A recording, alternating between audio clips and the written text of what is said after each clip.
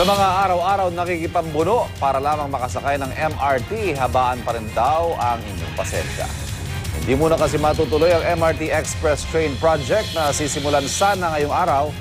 At nasa MRT Taft ngayon ang kasama natin si Lava Nivel. Lav, mahaba ba pila? Nako Ivan, alam naman natin na pag ganitong rush hour talagang marhaba talaga at maraming mga tao ang gustong sumakay ng tren. Alam mo, ang nakaganda lang dito ngayon Ivan, bakasyon kasi ngayon ang mga estudyante. Kaya medyo nakikitaan natin ng konting kaluwagan itong istasyon ng Taft Avenue dito sa may MRT.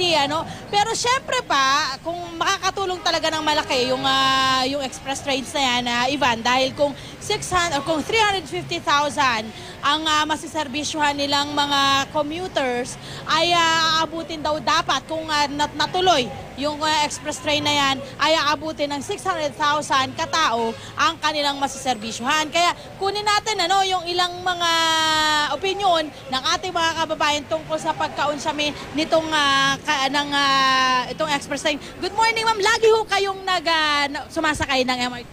Oo. Sobrang daming tao. Siksikan, grabe. Paano po yan? Kasi hindi natuloy yung express train. Hindi nyo naman tinuloy. Dapat nakakatulong yun sa maraming tao. So, anong opinion niya sa kanya? Ituloy niya? Or... Oo, ituloy. Kasi para makakaluwag talaga para sa mga pasahero. Hirap ba kayo pag Grabe, hirap. Paano kayo nahihirapan? Halos yung pinto, pagpasok mo, matutulak ka na talaga. Tulak na talaga, love. Grabe. Ganun talaga. Mahinahirapan kayo. Grabe, hirap.